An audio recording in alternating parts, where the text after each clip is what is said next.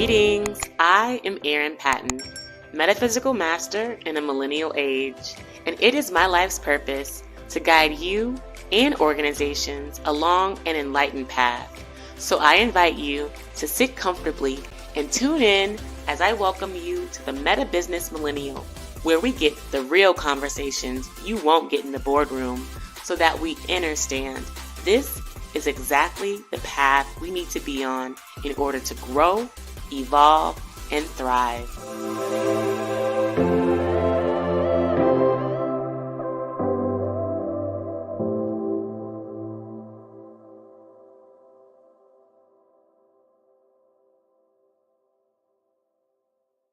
Greetings, I am Erin Patten, and welcome to the Meta Business Millennial Podcast.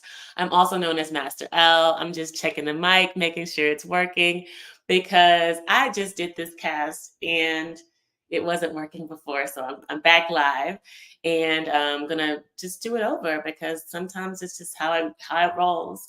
And today I'm just really honored to celebrate this Meta Monday, and be here to recap my trip to Washington, D.C. last week. So I went to Washington, D.C. last week for the convening of the descendants of civil rights leaders and civil rights activists. And when I'm talking big time leadership, I'm talking like Malcolm X's daughter, Booker T. Washington, Frederick Douglass descendants, Harriet Tubman's niece, Rosa Parks, Thomas Jefferson, Sally Hemings, Ida B. Wells, Reverend Jesse Jackson, Emmett Till, like their family members were there representing the culture. And it was a beautiful, beautiful celebration, if you will, of the lives and legacies of these leaders who in many ways were persecuted, some were assassinated, some were really martyrs for what our biggest and deepest dreams for America were the freedom of speech, the freedom of life, and the freedom of being. And they all encapsulated and embodied those ideals to the fullest. So to be able to see their family members, touch and feel and talk to them and hear their very intimate and personal stories, it was truly a gift from God. And I am forever grateful for the opportunity to be able to hold space for them. I actually am part of an organization called the Human Gathering. And the Human Gathering, their initiative was to really organize and orchestrate this amazing event for these descendants. So big shout out to the Human Gathering, huge shout out to Marisa, to Josh, for really leading such an amazing, amazing event. And so I want to start with the White House visit, because for me that was really sort of just like the bread and butter, if you will, of the whole event. And so the White House really was special because we got to go into the White House. I made it in because I was really nervous to start, because I had to be reminded that these institutions, these very beautiful, prestigious and sometimes intimidating institutions are for us, like we, the people. And, my friend James, who also been working with us on this event, was really reminding me of that. Like, we have to be in remembrance that our country was founded on the very principles that we, the people. And so we have access to these houses, to these monuments, just as any leader would. Yet I feel like there's this sort of elite aspect of it, or distance from it, that we really don't feel connected to it, yet it's there for us. And I was in there. And so we got to go into the White House, and they had an all Black press. It was a beautiful room and set up for the celebration and the honoring. They had a beautiful choir that opened up and closed to really kind of set the tone with the gospel Negro spirituals, and they had the beautiful presentation of all the leaders and activists that we were in remembrance of on that day. And this was last week, February 13th. So the event was on the 13th and 14th, which was 14th was Frederick Douglass' chosen birthday, and also around the time of sort of like celebrating Abraham Lincoln and Valentine's Day, of course, a day of love and friendship and honoring of the beauty in that. So all of the energy just really felt right in this room. And Kamala Harris came in. She came in so beautifully, so poised, and inspired really by the legacies of the people in the room. Particularly, she brought up Ida B. Wells and the anti-lynching bill that Ida B. Wells, was really um, spent her career writing books about and going on talks and tours around how to eliminate such an atrocious way of dealing with human beings in that day and time. Let's just put it plainly: these are human beings, whether they're Black bodies or not. Like, these are human bodies, and so she was really in many ways sort of like the hallmark of the event, because we wanted to see representation from the administration there. We wanted to see representation from the Democratic Party, who so many Black people are in support of and in alignment to. So it would have been nice, just to put it out there, if the president showed up, if Biden was there, at least to take pictures with the descendants and, show the alignment of a group of people, a community that's such, got him in office. But that didn't happen, to be clear, and nor did a photo happen with Kamala. So, if there is any, you know, opportunity for improvement for the future for administrations going forward, it's really to take this opportunity to sit with the people, to acknowledge them, and to honor them. And I know the logistics around that can be crazy. So, I mean, I can only, give my feedback to, so far, because I don't know how that can be set up. Yet that definitely was a missed opportunity in my view. And there were, of course, representatives from other parts of cabinet there. They had Congressional Black Caucus there. Some Congress people were able to speak to some of the administration's contributions to the Black community, currently and in, over time. And so it was nice to kind of get those updates on how the Black community is faring, under the current administration. And I'm talking about the Black community. Yet I also want to acknowledge and caveat that the work of Black history, historical figures, wasn't just for Black people. And I know that we talk about it, but I don't know how often it's really acknowledged that the torch that they carried, and this was also a metaphor that Kamala used, was to light the way for all people. When Martin Luther King gave his Fierce Urgency of Now speech, also known as the I Have a Dream speech, it really was calling for all people to be together, for all of everyone to be loved and love on people, and to not have the opportunity to have that opportunity to acknowledge that, and to have the opportunity to really speak to the amazing accomplishments of these people. It really was, incredible. And so, after we kind of went through that, there was a beautiful photo op where all the descendants were able to come together and really, in love and support of each other. And yeah, and it was really great to just see them, to see them this once in history opportunity, because there had been times where these families had tried to get together in the past. I believe they've been trying to do it for some decades now. And this marked the moment. And I believe and I feel kind of the sense that I get that this moment had to happen, for us to have that reconciliation. And I'm going to speak more to this reconciliation piece, because that fundamentally is what this event represented to me.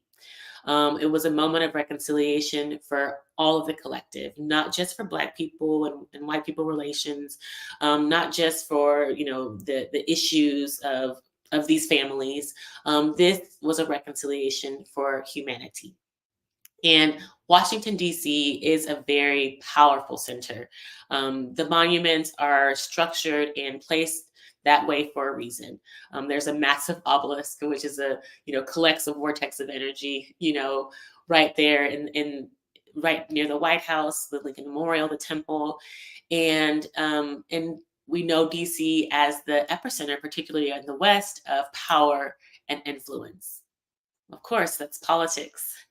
And so to think that, we were all there in with this massive amount of like positive celebratory energy around these storied figures. One of them, Frederick Douglass, spent ample time in the White House actually drafting the Emancipation Proclamation, I learned, with Abraham Lincoln. And these are the walls that contain history. History, and also the walls that can write the future as well. So here we are, kind of like in this, this vortex, if you will, of the past, the present, moving into the future. And this is what I was feeling.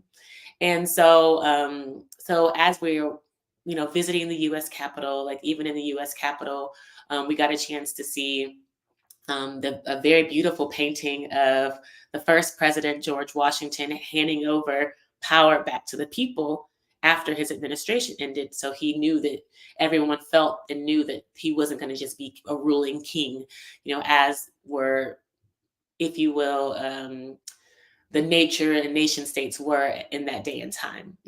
America was established under these principles, if you will, of being for the people, even though it didn't fundamentally reflect that, obviously, because of like the slave past, the indentured servitude that was happening here, a lot of the oppression that was happening across all races and all classes of the Aboriginal people that were here.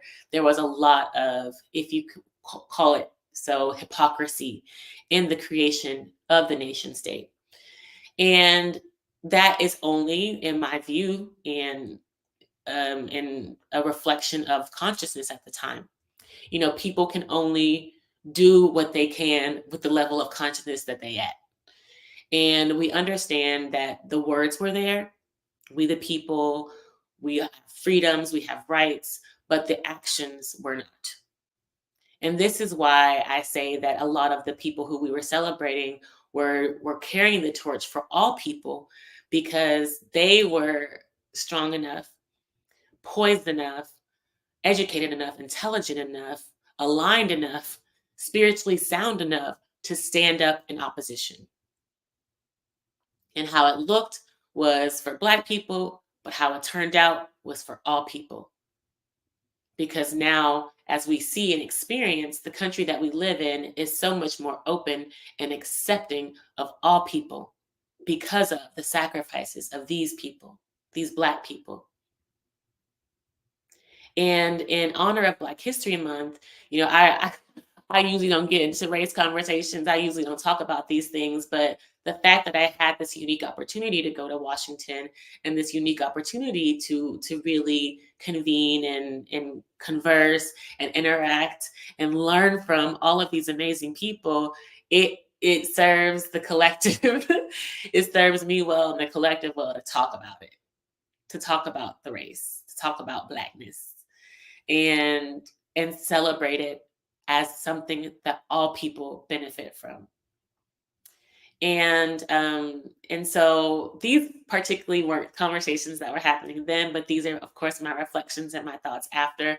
So it's absolutely, these are my thoughts, and nobody else's, as it always is here on this podcast.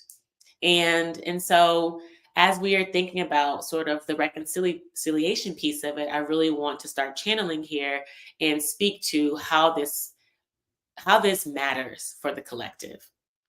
Because, as we were going through all of this, a lot of emotions were coming up. For example, we got a private tour of the Smithsonian National Museum of African American History, and the 4 floors in the bottom of the museum are dedicated to the slave history past of US, the civil rights past of US. And also in that civil rights exhibition is a memorial for Emmett Till, including his casket. And his cousin was there, Emmett Till's cousin, who went down from Chicago to Mississippi with him and was with him when he was kidnapped was present with all of us. And so this was an amazing, unique opportunity for all of us to start to process what happened. Like there were literally pictures on the wall, like of Emmett Till's mom, like sobbing at the service, and you can hear like the music, kind of the gospel choir. They really recreated this memorial, if you will, for Emmett Till, and you saw the crowds of people that were lining up to see his body, to see his deformed and mutilated body, and this was this is real. This really happened, and there are real emotions tied to it, and that real need real processing, because whether you're of a Black cultural background, my friend was there, she's of an Italian cultural heritage, she was deeply affected. So, how trauma works, and this is sort of a metaphysical talk here. How trauma works is it's a frequency, it's an energy, it's a vibration. And so, just because this happened in the Black community, just because this happened to Black people, doesn't make it just exclusive, that the trauma exclusive to Black people.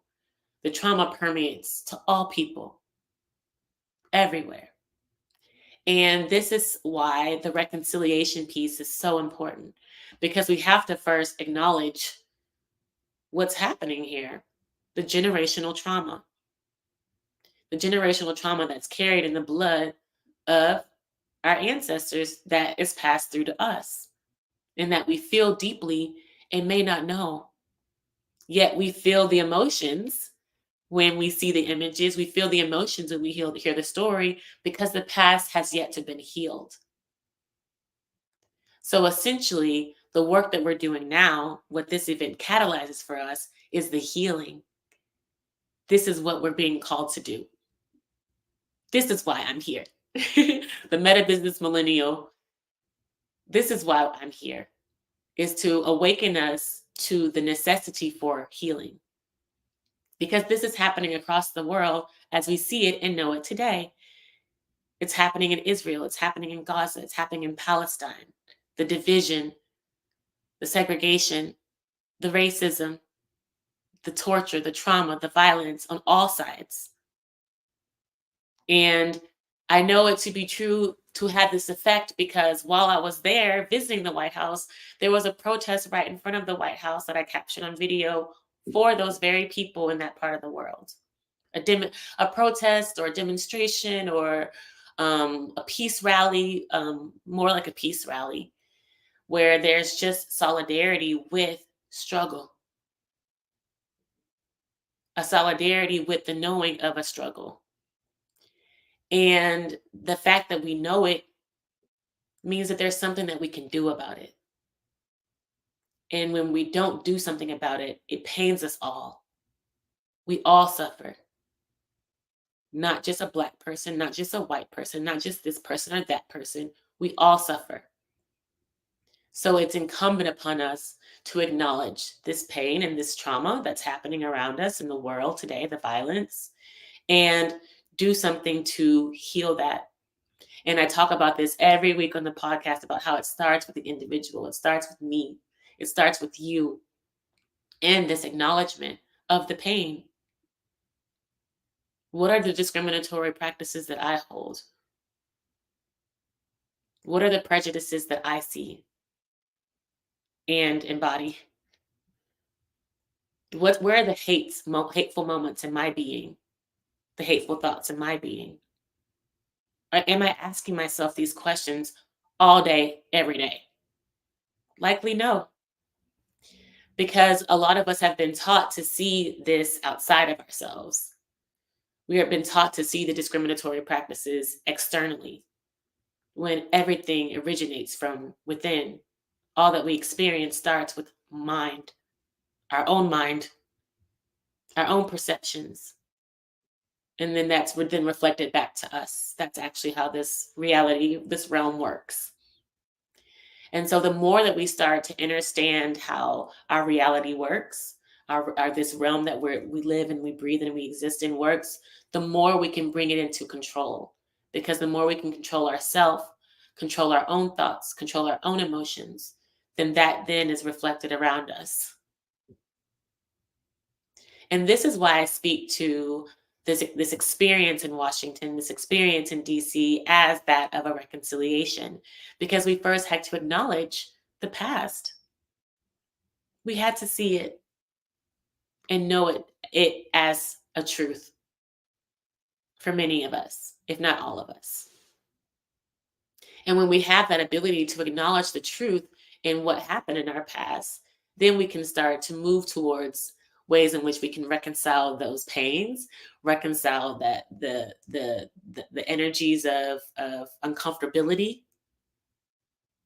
and move forward in an action of healing, in an action of doing more and better and higher things for higher goods. That's how the work in the world works, particularly in this day and time, and what we've all been called to do. Like, if you're watching this, if you're tuning into this, then this is the work that we're all being called to do. And as we're, doing this work and really moving and breathing in this work, then we know that, it's really having a broad impact around us, a broad impact around us. And first, I want to go ahead and kind of re-acknowledge, where we go in this work, and that's first with the noticing, of the emotions, the noticing of the trauma, the noticing of the triggers, the naming of it, the naming it for what it is. Am I feeling hated on? Am I hating on somebody else? And then what do I do to fix that? How do I fix that? And so that can look like so many ways. But first, it starts with sitting with the emotion, sitting with the anger, sitting with the trauma, knowing that it's real, and doing things that bring you into higher states of joy, into higher states of happiness. Whether that's, you know, doing the healing work, doing a meditation, going for a walk in nature, taking a bath, doing something that nurtures and loves on you. That nurtures and loves on you. And so, I'm really glad to see that, all of this is starting to move and resonate and be really powerful for people, because I feel that in my being. I feel that in my being because this is what we're all being called to do as a human collective. We're all being called to heal, acknowledge our generational trauma, acknowledge where we came from, and move forward with more grace, with more compassion as people, as a collective. And this brings me back to that we the people statement that we see our forefathers really speak to and preach to in our Constitution. Like I said, we saw Thomas Jefferson, writing out that Constitution, and his descendants were there, both sides of the Sally Hemings family. And, we saw Harry Belafonte's daughter, Gina Belafonte, was there, the artists that were acting in activism through their art. And it really inspires us to think about what this catalytic moment can do for all of us. Where do we all sit in this history, if you will, in this story on this planet? Where do we want to sit? Where are we being called to be? And this is a question that I want all of us to start exploring more, diving more deeply into, because this is how we lift the consciousness of our planet, of our nation, whether we're in business, if we're in government, we're in politics, we're working for nonprofits, we're working for ourselves, working in our families. We carry this energy all everywhere we go. We carry this energy everywhere we go. And I'm just so honored again to have had that experience in really being with these families, being in this space, celebrating these legacies, because it reminds me of the work that I'm doing now. it really informs the work that I'm doing now. Without them, I couldn't be. Really, none of us could. Not in this free day and age. And I really feel like the channel here is kind of coming to a close. And I thank all of you who've been able to tune in. If this really starts to resonate with you, definitely drop me a comment. I want to know how you feel about this. Leave me a DM, send me a DM if it's something more personal or deeply affecting you around this. Of course, like the video, share it with friends, and you can follow me across all platforms at I am Erin Patten. And I'm just feeling so grateful for this opportunity to share this recap, and to really step into this new age, if you will, of leadership for all people, where we can see where we've come from, acknowledge where we've come from, be healed from it so the triggers of the pain don't affect us in the work that we do and the conversations that we have and the relationships that are built, so that we can move forward on a higher foundation with higher goals, higher visions, and creating a world that we've never could imagine, that we've never seen before. And this week with the Descendants, last week, these 2 days really affirmed that for me. Affirmed that we as a collective are doing the work. We have done the work. We will continue to do the work because we have so far to go. We have light years to go in terms of how we can, and it can happen so quickly. That's the thing. That's how consciousness works. It can happen so quickly. It can happen so fast. You just have to decide. You just have to make the switch. You just have to make the choice. So thank you again for tuning in. Thank you for staying with me this big, long, long 30 minutes twice. And I look forward to seeing you all on our next Meta Business Millennial podcast next week. In the meantime, stay bright, my friends. I love you all. Peace.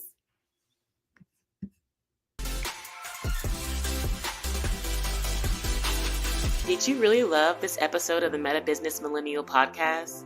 Well, I am honored, and I appreciate you subscribing, leaving a review, and sharing it with your friends, because your feedback allows us to co-create more enlightened conversations. And if you're interested in growing your soul now, head over to my website, erinpatten.com, to find all the show notes, links, and free resources to get your energy activated today. In the meantime, stay bright, my friends. Much love and light. Peace.